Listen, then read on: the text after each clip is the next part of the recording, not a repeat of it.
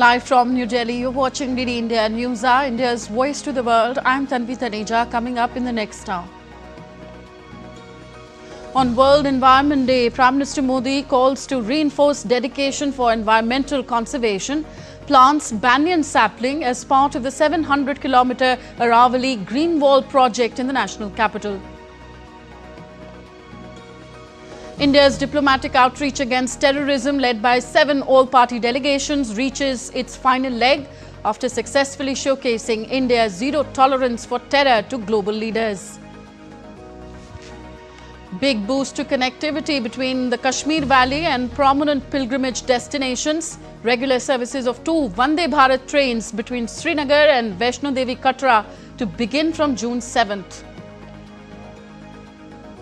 NATO allies gather in Brussels to agree on capability targets. Latvia and Sweden back 5% defence spending by 2030. NATO Secretary General Mark Rutte says the goal is to balance defence spending between Europe, Canada and the United States. Russian President Vladimir Putin tells US President Donald Trump that Istanbul peace talks were useful, but Moscow has to respond to the Ukrainian drone attacks on its nuclear-capable bomber fleet.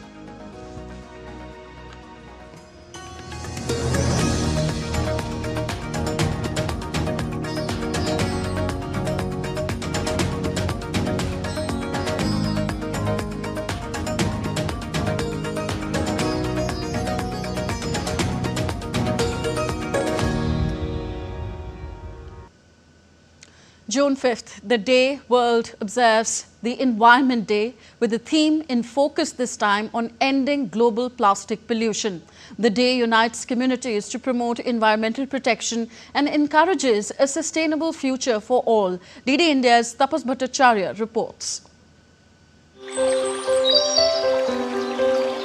For decades, plastic pollution has spread across our planet, damaging ecosystems, threatening wildlife and impacting human health. But this World Environment Day, there is hope. The theme for the World Environment Day 2025 is ending global plastic pollution. World Environment Day is a special moment for all of us. The garment and textile industry is one of the largest in the world. It provides jobs to millions, especially in Asia and India.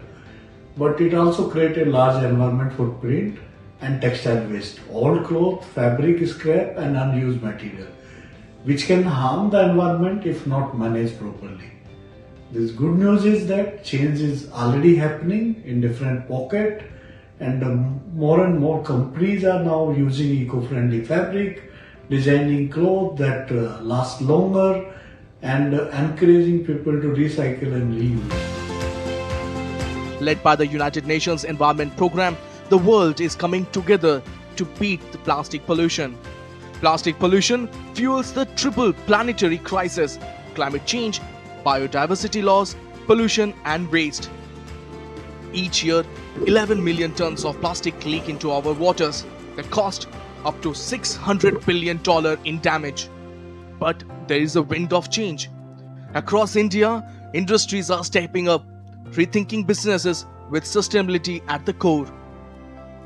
I would say right from the water generation, what we do, we generate water. In our resort in Delhi, it's called as Doordarshan. We generate the water which we serve to the guests from the moisture in the air through the solar panels.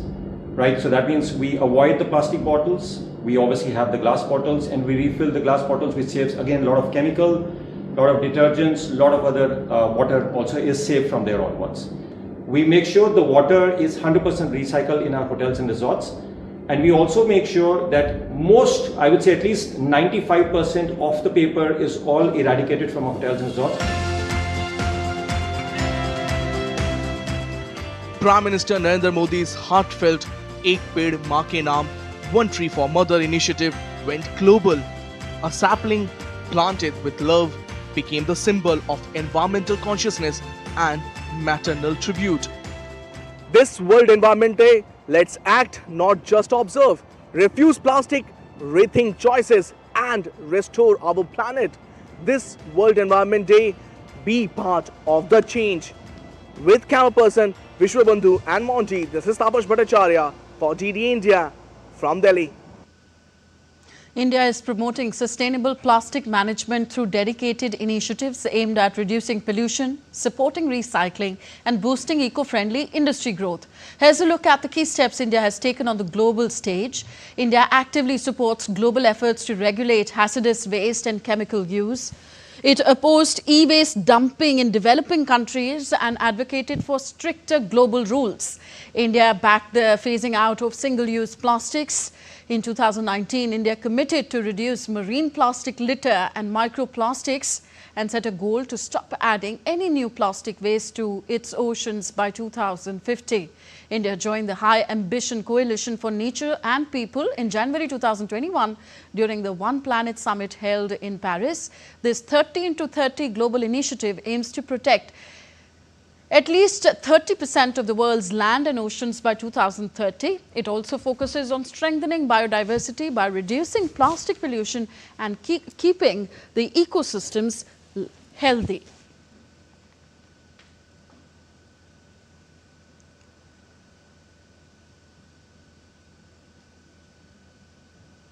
On World Environment Day, Prime Minister Narendra Modi shared a video on social media calling for deepening efforts towards protecting our planet and overcoming the challenges. He also complimented all those working at the grassroots level to make our environment greener and better.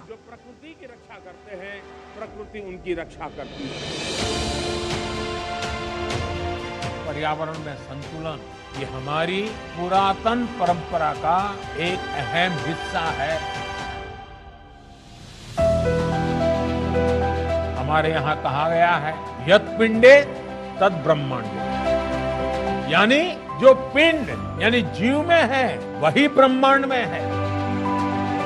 हम जो भी अपने लिए करते हैं उसका सीधा असर हमारे पर्यावरण पर भी पड़ता है। वर्ल्ड क्लाइमेट के प्रोटेक्शन के लिए ये बहुत जरूरी है कि दुनिया का हर देश निहित स्वार्थों से ऊपर उठकर सोचे। इस वर्ष के पर्यावरण दिवस की थीम प्लास्टिक से मुक्ति का अभियान है और मुझे खुशी है कि जो बात विश्व आज कर रहा है उस पर भारत पिछले 4-5 साल से लगातार काम कर रहा है।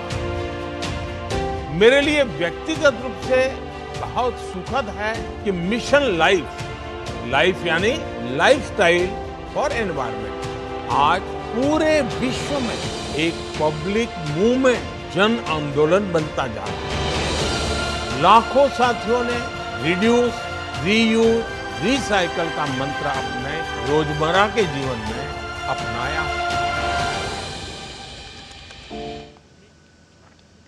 Operating along India's extensive 11,000-kilometer coastline, the Indian Coast Guard safeguards critical ecosystems including coral reefs, mangroves and nesting beaches that support coastal biodiversity and livelihoods. The service also acts as the nation's frontline defense against marine environmental hazards, with over 58 major coastal cleanup operations removing more than 194 tons of plastic waste in the past year. The Indian Coast Guard has significantly contributed to this year's global theme, Beat Plastic Pollution. Beyond pollution control, the Indian Coast Guard continues to play a vital role in wildlife conservation.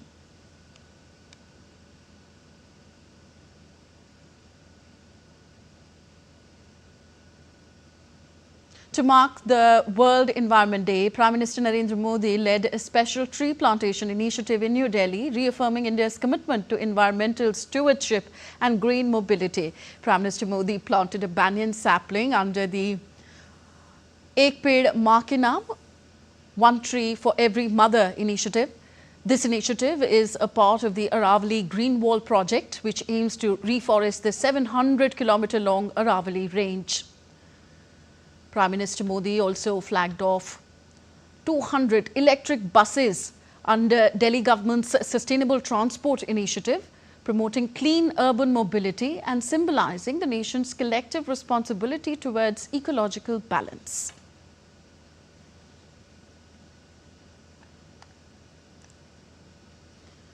And we are now joined by R.R. Rashmi, Distinguished Fellow from TERI. Rashmi was also Special Secretary in the Ministry of Environment and Climate Change. Welcome, sir, to the program. Despite India being home to 17% of world population, its contribution to global carbon emissions is less than 4%. How do you assess India's strides in environmental conservation? You see, our consumption of natural resources is amongst the lowest in the world. Today is the World Environment Day, and we are targeting the theme is ending plastic pollution. We consume almost 6% of the total plastics production in the world. But unfortunately, our generation in terms of waste is very large. So the problem of environmental management in India is that we are contributing very little to the pollution of carbon dioxide. But from the perspective of today's World Environment Day, the plastics, which is the theme and the major issue today, our contribution to the waste is very high. Almost 16% of the total, 16 to 17% of the total world's plastic waste comes from India. So we have to target this. And the reason why is that despite a very low plastic consumption, a very low consumption of natural resources compared to the developed countries, our waste management capacity is very limited. We are not processing the waste properly. We are not recycling it to the extent that it can be done. We are just leaving it in the open dumps, in the landfills, or either we are incinerating it. So this is the real problem. The developed countries of the world, which are contributing much higher to the global pollution, they are also able to manage their waste very properly. In fact, the total plastic waste which they are generating, they manage almost 90% of this. They are able to recycle it and move it into the circular economy, which we are unable today to do, either because we lack resources or because we lack the management systems within the country. Our municipal authorities, our regulations, and our industries, which are the major stakeholders in this, they have to really wake up to this and improve and strengthen their systems of managing this waste. Okay. India has established plastic parks across different states to support recycling and innovation in plastic use. What more needs to be done at the government level and community level towards building a sustainable plastic economy?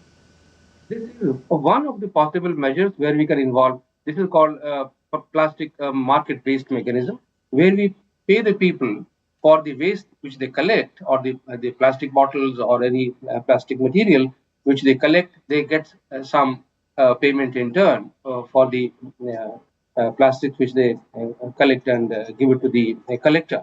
So this is one possible way in which we can incentivize or involve the markets in collection of the waste.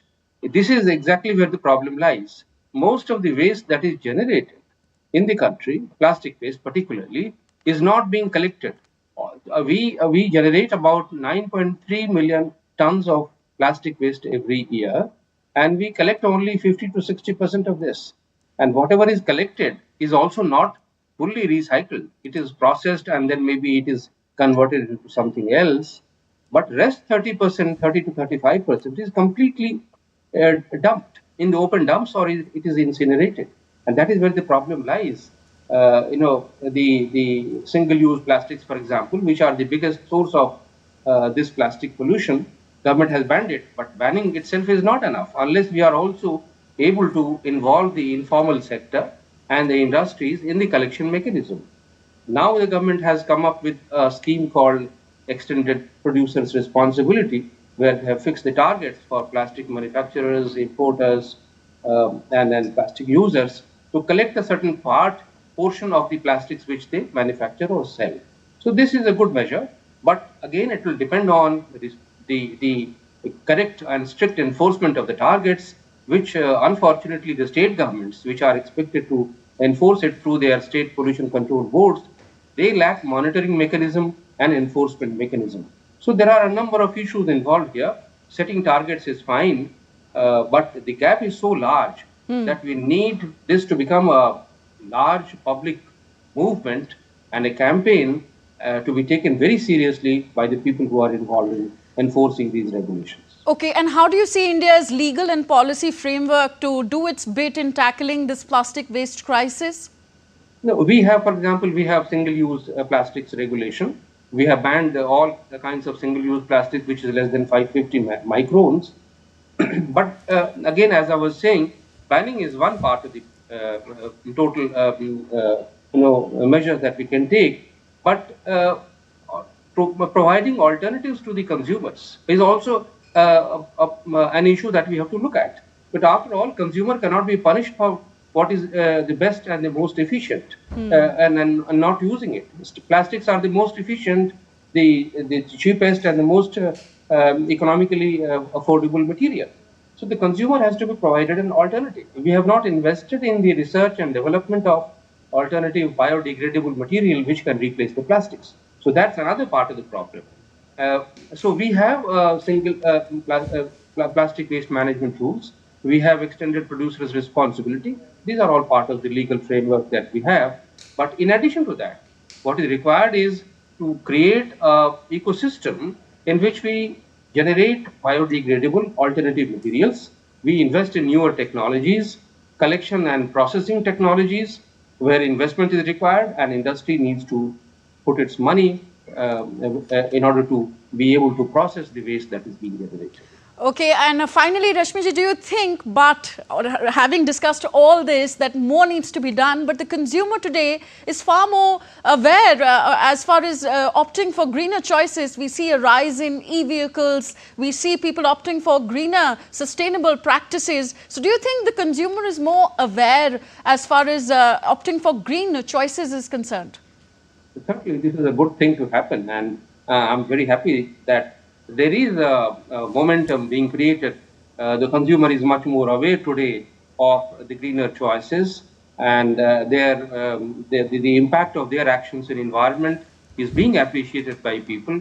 They are now waking up to the reality that they must consume responsibly. They must follow a sustainable way of life.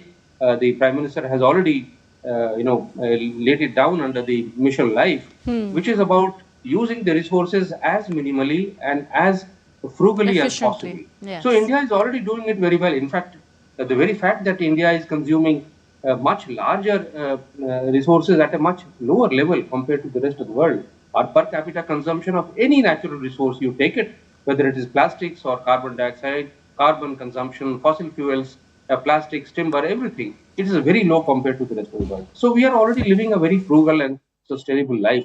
What we are not able to do is to manage the waste that is being generated. And that is where we need to gear up.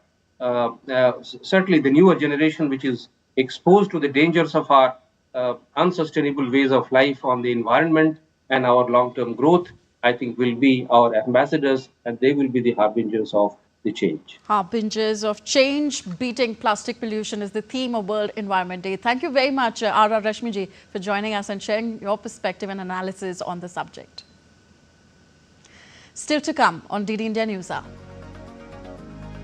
Germany among countries to be affected by President Trump's ban on entry of international students enrolled at the Harvard University.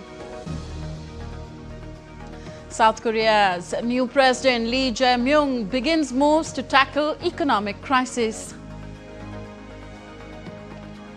And Kenyan performers raise awareness on pollution, deforestation and rising temperatures through aerial arts.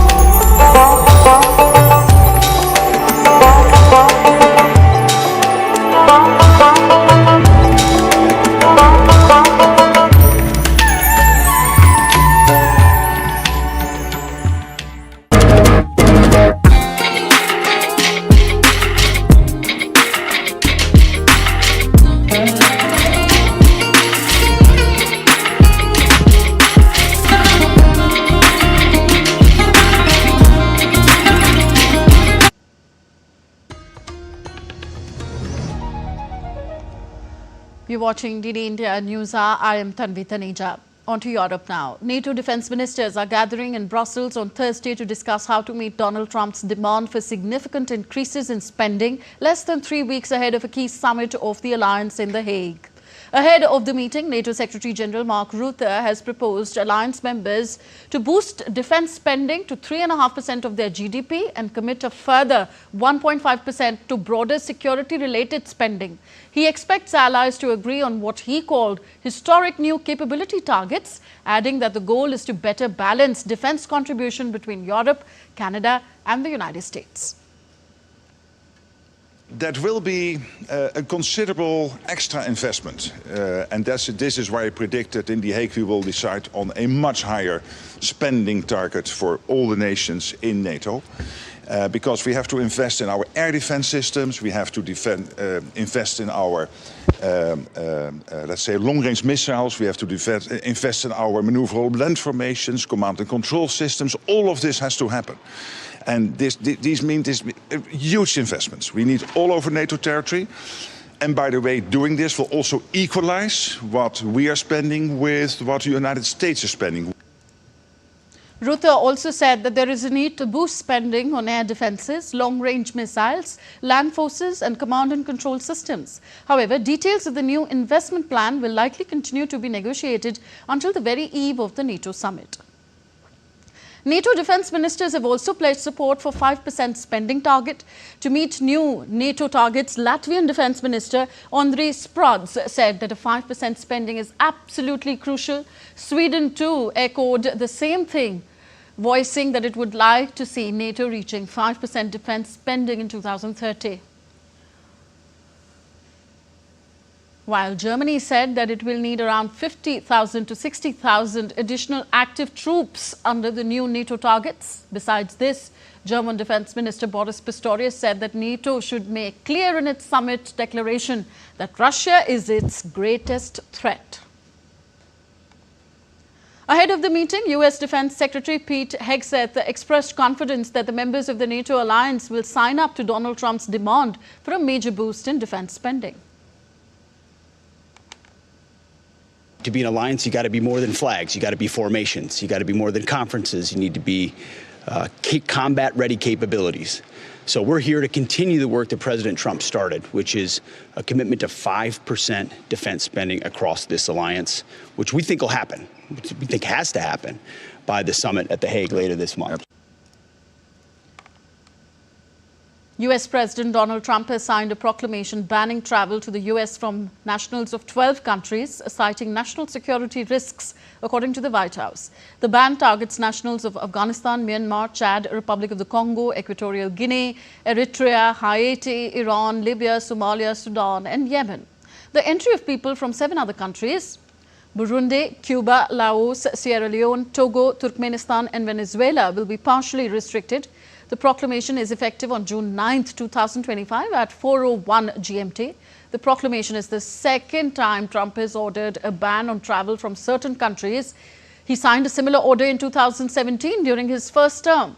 Trump said that the list could be revised and new countries could be added. Trump said the countries subject to the most severe restrictions were determined to harbor a large-scale presence of terrorists, and they failed to cooperate on visa security and have an inability to verify travelers' identities. The recent terror attack in Boulder, Colorado, has underscored the extreme dangers posed to our country by the entry of foreign nationals who are not properly vetted, as well as those who come here as temporary visitors and overstay their visas. We don't want them. Very simply, we cannot have open migration from any country where we cannot safely and reliably vet and screen those who seek to enter the United States. But we will not allow people to enter our country who wish to do us harm, and nothing will stop us from keeping America safe. US President Donald Trump has announced a ban on visas for new foreign students at Harvard University, citing concerns about the university's handling of certain issues. The move is part of his administration's broader crackdown on higher education institutions. Trump stated that restricting the entry of foreign nationals seeking to study at Harvard University or participate in its exchange visitor program is necessary. This isn't the first time Trump's administration has tried to implement such a ban. A similar order was blocked by a court in May, with Harvard filing a lawsuit claiming the order would cause serious and lasting harm. Similarly, the US government has threatened to strip Columbia University of its accreditation due to alleged anti-Semitism on campus. This could result in the loss of federal funding and prestige for the university. The Department of Education claims that Columbia University failed to protect Jewish students from harassment, violating Title VI protections, a national law that prohibits recipients of federal funding from discrimination on the basis of race, color, or national origin. Earlier in March, the Trump administration put $400 million of Columbia's funding under review, prompting the university to implement new policies to address anti-Semitism concerns. Though Columbia University says it is committed to combating anti-Semitism and has been working with the federal government to address these issues. With US President Trump attacking US universities, including esteemed Ivy League names like the Harvard, many in Europe are hoping to attract talent no longer inclined to work in the United States. Germany is among those countries starting new projects. Lars Holter is with Deutsche Welle and joins me from Berlin now on the story. Lars, hi, what is in the pipeline? Thanks for having me. A giant project is in the pipeline, bigger than what we've seen in the past and fully targeted to attract top talent discouraged from working in the United States. Now, I have to bring up a name here, not a household name, but quite a character, Hasso Plattner. He was one of the founders of SAP, the German software powerhouse that to date is Germany's most valuable company and really its only globally significant tech player. Companies across the planet are using specifically designed SAP software and IT infrastructure. And, well, Mr. Plattner has left the company over 2 decades ago, cashing out and amassing a fortune of around 15 billion euros. Most of it he has put in a foundation that supports research, education, social projects, and the arts. Mr. Plattner has 2 world-renowned museums in the city of Potsdam. That's right outside Berlin here. And he has in that same city the Hasso Plattner Institute for Digital Engineering, which is already an important part of the University of Potsdam, but it's entirely privately funded. Thank you, Lars, for those updates. Lars Holter reporting from DW Berlin. Moving on now, South Korea's new president Lee Jae-myung held his first cabinet meeting on Thursday, focused on devising an emergency package to address stagnating economic growth and aid households. Lee took office on Wednesday just hours after riding a wave of anger over brief martial law imposed by Yoon Suk-yeol to win snap elections. In brief remarks open to the media, Lee told the carryover cabinet left that there was no time to waste in getting to work as the people were facing hardship. Meanwhile, South Korea's ruling party seeks to put a revision of the Commercial Act to a parliamentary vote on June the 12th. Lee has so far only nominated a political ally and legislative veteran as the Prime Minister and is racing to form a cabinet and staff his office to maintain continuity in administration. At Kenya's National Theatre, performers are raising awareness through aerial arts that carry the message of to combat climate change. Performers drew inspiration from environmental clubs and personal observations for their acts on pollution, deforestation and rising temperatures. Founder of the event hoped to make the competition annual and expand the program to more schools in Kenya. You're watching DD India News. Are still to come on the show. Lok Sabha Speaker Om Birla attends the 11th BRICS Parliamentary Forum in Brazil. National Investigation Agency raids multiple locations in Shopian district of Jammu and Kashmir in connection with a terror funding raid. and rescue efforts after landslides underway in North Sikkim using 2 Mi-17 helicopters.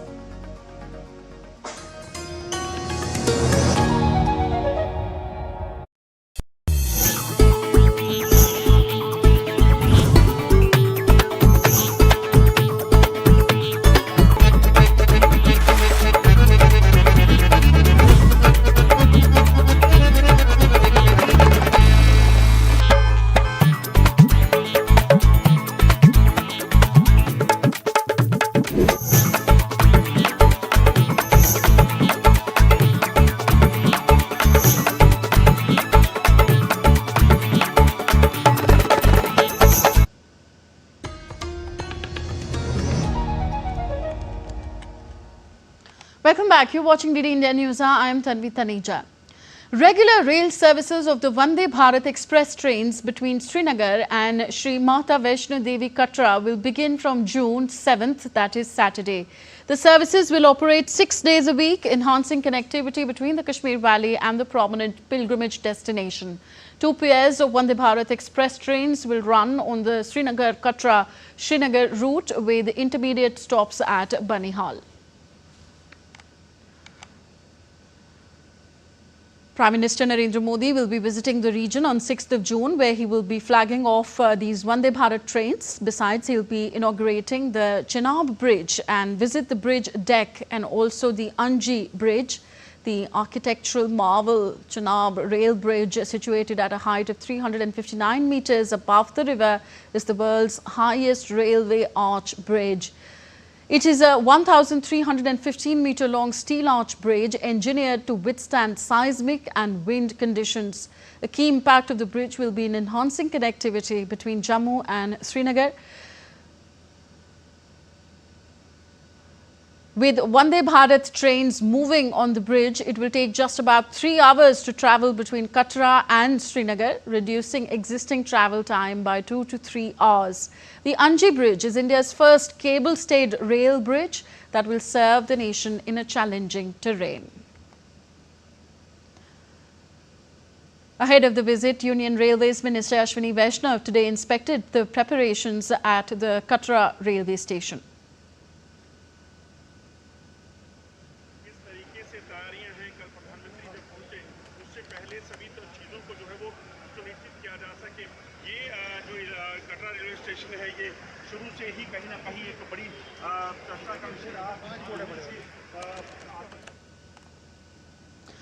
And Shabir Dar is joining us from Srinagar to update us with more details on the story. So it's a key project enhancing connectivity between Jammu and Srinagar.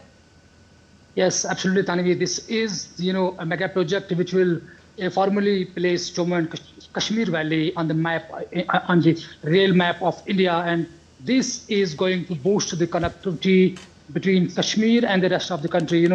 Kashmir would face challenging, connectivity in winters, particularly during snowy weather, when the main national highway will close in winters or in harsh weather conditions. But, after this rail connectivity is thrown open by the Prime Minister tomorrow on Saturday, Kashmir will have seamless, all-weather and fair connectivity with the rest of the country. This will not only boost the tourism and trade in Kashmir, but will give a big relief to the local people in making travel to the rest of the country, because Kashmir is a place known for its tourism and pilgrim tourists, because a lot of people do visit here, and when there is a direct rail connectivity, it is definitely going to give a boost to the economy of Kashmir. And could you also tell us a bit more about the world's highest railway arch bridge, Chenab Bridge, which is set to be inaugurated by the Prime Minister tomorrow? Yeah, it is an engineering marvel. Like it is the highest rail bridge in the world. Highest than the Eiffel Tower of Paris. So definitely a big engineering marvel, because this is a steel bridge which has been engineered to withstand the seismic and other challenging situations. So a big engineering marvel which is definitely going to be a tourist attraction, and also pivotal in this, Udhampur, Srinagar, Baramulla rail link connectivity. This Chenab bridge is definitely going to be a huge, attraction for the visitors. Okay, thank you very much, Shabir Dar, for giving us those details from Jammu and Kashmir. And India's outreach against terrorism has reached its final leg now. Up on return, members of the all-party delegations today started meeting External Affairs Minister Dr. S. Jaishankar in the national capital. The minister met the all-party delegation led by Sanjay Jha that visited Japan, South Korea, Singapore, Indonesia and Malaysia. The minister also interacted with the all-party delegation led by Kanimure Karunanidhi that visited Russia, Latvia, Slovenia, Greece and Spain. 7 delegations visited several countries to address audiences, policy makers and elected representatives on India's position on Pakistan's decades-long promotion of terrorism and New Delhi's new normal in tackling cross-border terrorism after Operation Sindoor. The multi-party delegations comprising 59 lawmakers in addition to former diplomats travelled to 33 countries, including the European Union. So, as we told you, India's global outreach on Operation Sindoor is now in its final leg. While 5 out of the 7 all-party delegations have returned to India, the other 2 delegations are engaged in high-level discussions to strengthen India's fight against terrorism. In the last leg of the visit, the all-party delegation led by Member of Indian Parliament Dr. Shashi Tharoor met bipartisan co-chairs of the India caucus in the House of Representatives, Ro Khanna and Rich McCormick, and vice co-chairs Andy Barr and Mark Versey in Washington, D.C. The delegation briefed the caucus members on the cross-border terrorism faced by India and India's strong and resolute stance in the fight against terror. The congressmen expressed unequivocal and bipartisan condemnation for the terror attack in Pahalgam. They expressed support for India's right to respond to terrorism in the spirit of zero tolerance against terrorism. The caucus members also hailed the strong strategic partnership between India and the United States of America. Speaker of the 18th Lok Sabha, Om Birla, is in Brazil to attend the BRICS Parliamentary Forum. On the sidelines of this, he held a warm and constructive bilateral meeting with the President of the Chambers of Deputies of Brazil, Hugo Mota, emphasizing that terrorism is a global threat and all nations must unite to eliminate this scourge. Birla underscored that the complete eradication of terrorism remains India's unwavering national resolve. He expressed India's gratitude to President Lula for Brazil's steadfast support in our fight against terrorism. The speaker also shared insights on how India is reshaping its parliamentary democracy through inclusive representation and cutting-edge reforms.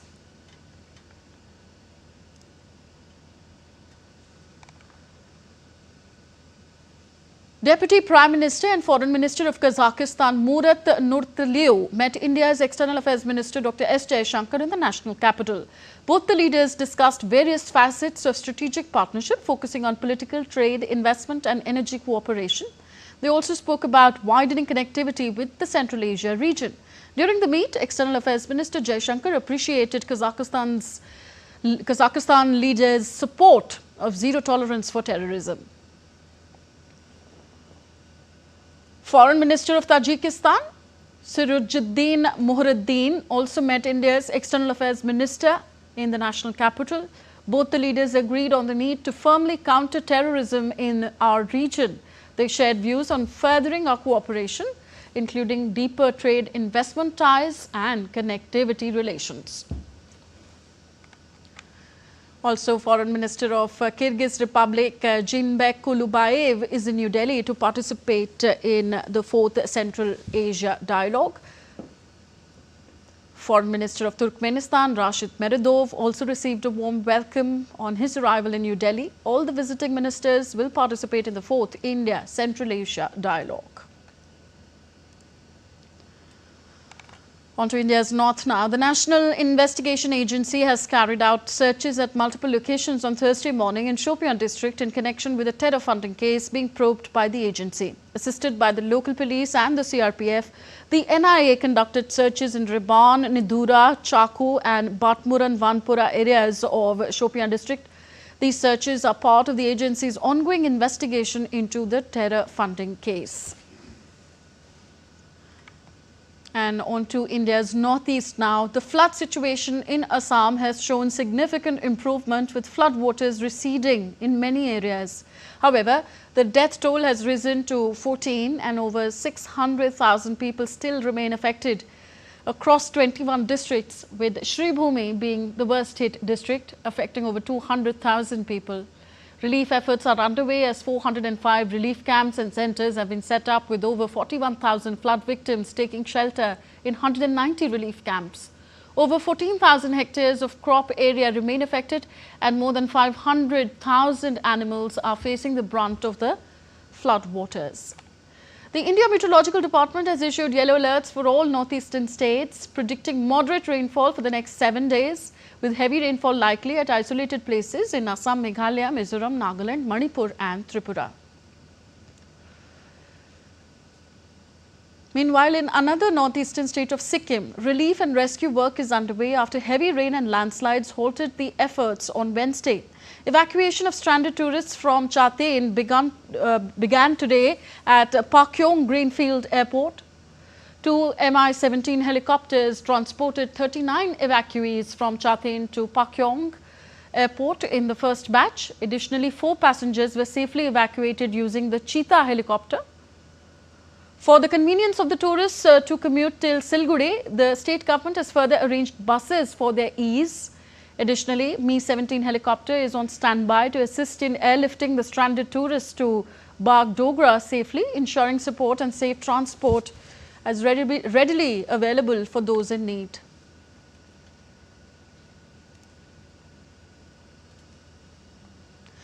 And now let's connect with our correspondents spread across the northeast. Subina Roy joins us from Dibrugarh and Manas Pratim Sharma is with us from Gangtok.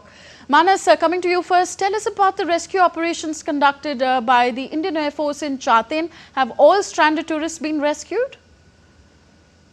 Yeah, good afternoon. Today, 63 tourists have been evacuated. The plan was to complete the evacuation drive today itself, but due to inclement weather, basically it's a visibility issue at Chaten, so they have to call off the rescue mission for today.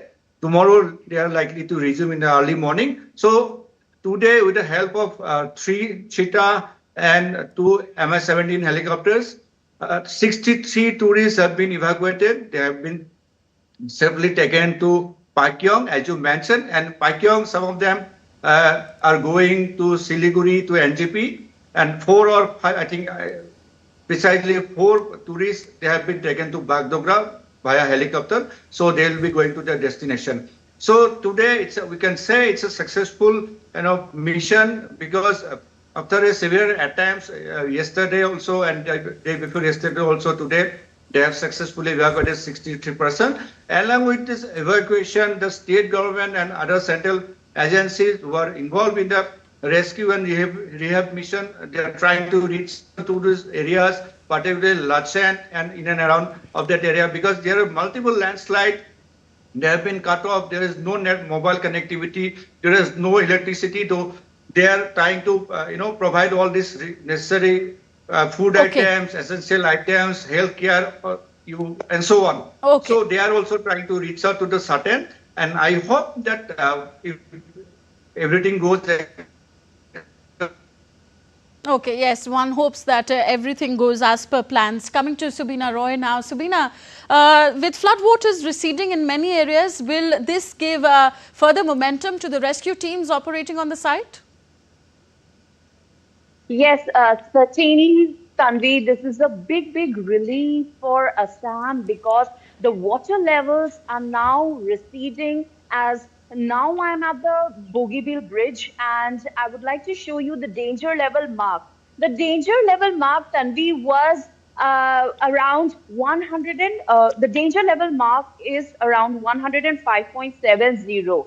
However, the waters, due to the continuous downpour, the water levels has risen to till 107.85. You can see the waters up till there, it had risen till there, the floodplains you can see. But now the good news is that the water level is getting down, and now it is at 105.73, which is 3 points above the danger level. But this is a good sign that the water levels are receding and the rescue operations are speeding up. Because, Tanvi, when it rains, the weather is foggy. As you can see, the fog has cleared up. You can't see the other side of the river, and it makes rescue operations extremely difficult.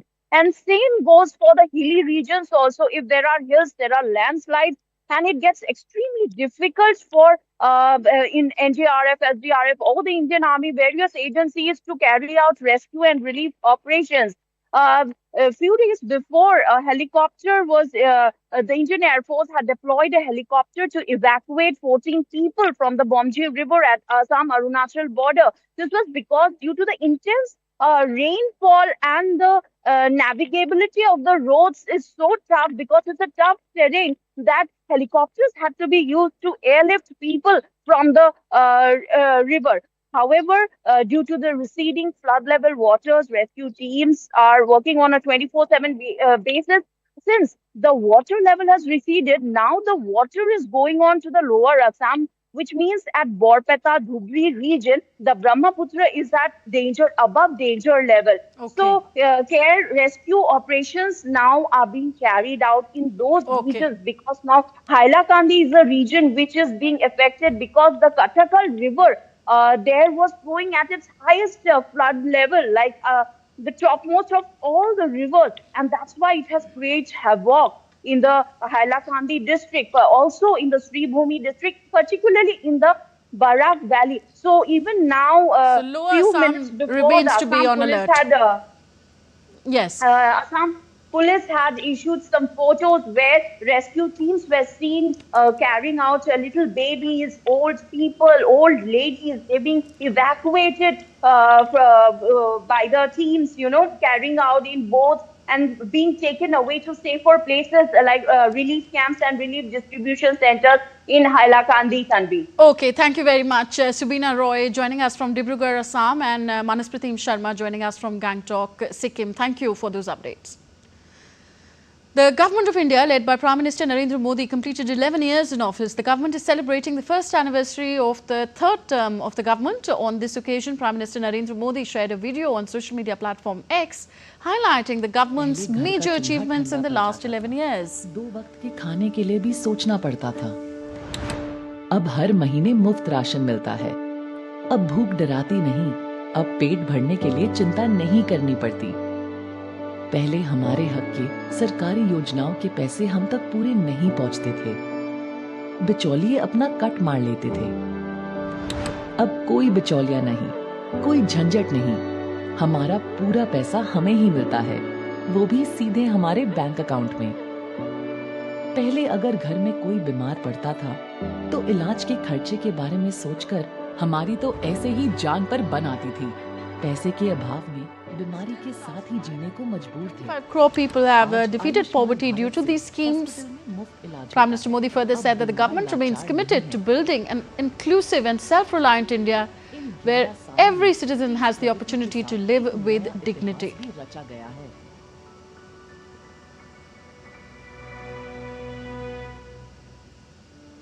पहले घर का चूल्हा ठंडा पड़ जाता था। Still to come on DD India News Hour. In French Open tennis, Novak Djokovic downs Alexander Zverev to set up the semi-final clash against top seed Yannick Sinner. Cristiano Ronaldo scores winner as Portugal fights back to reach the final of the UEFA Nations League. And Nintendo Switch 2 consoles hit the shelves in Japan amid the much anticipated hype.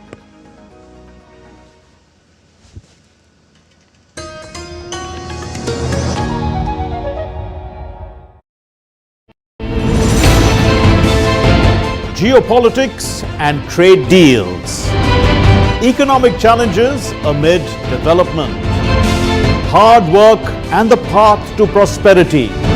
It's the economy always. Between walkers, money is what money does and says.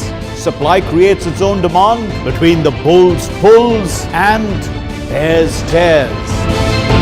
When supply chains globalization and India rises to the podium, we'll get you centered with the Economic Brief at 8 p.m. every Thursday on DD India.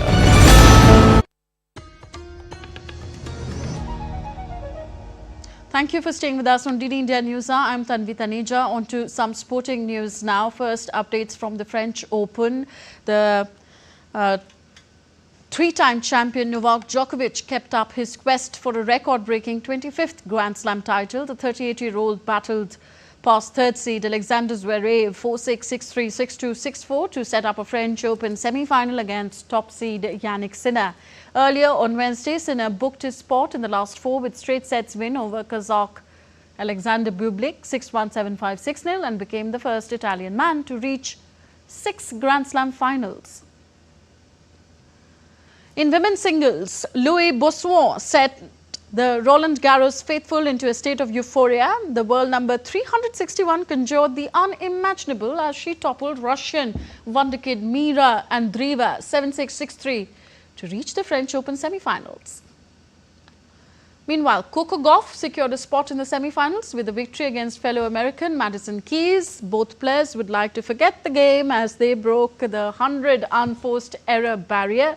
Gauff will face Louis Bossuet for a place in the final. Cristiano Ronaldo scored the winner as Portugal fought back to beat Germany 2-1 on Wednesday and reached the UEFA Nations League final.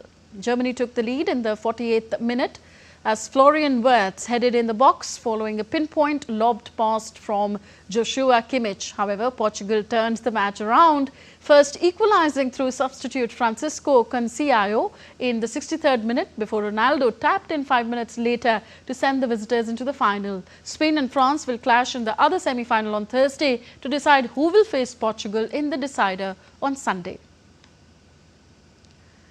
Gamers in Japan finally got their hands on Nintendo's new Switch 2 console on Thursday, which could score record early sales for the Japanese Super Mario creator. Featuring a bigger screen and more processing power, the device is an upgrade to the Switch, which became a global phenomenon with hit games such as Animal Crossing. The original Switch has sold 152 million units since its 2017 release, making it the third best-selling console ever. Nintendo's last month forecast showed sales of 15 million Switch 2 units during the current financial year, as well as 4.5 million Switch units. The Kyoto-based company said it received 2.2 million applications for its own Switch 2 sales lottery in Japan alone after the console was officially revealed in January. And a fascinating passing out parade was held at the Ladakh Scouts Regimental Centre, Leh, on the 5th of June to mark the entry of 194 well-trained Agniveer recruits into the Ladakh Scouts Regiment as Agniveer soldiers. The impressive ceremony conducted in consonance with the highest traditions of the Indian Army. The young Agniveers hailing from all regions of Ladakh participated in the parade and are now ready to serve for the supreme cause of the nation.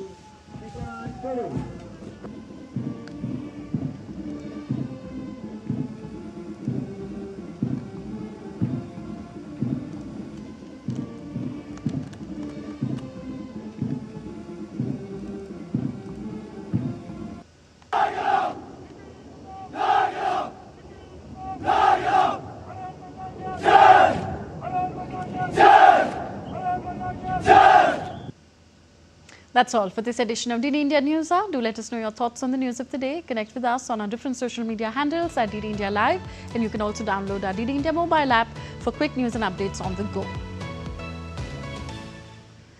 We'll be back with more news as it breaks here on DD India. I'm Tanvi Taneja from all of us here in New Delhi. Thank you for watching. Namaskar.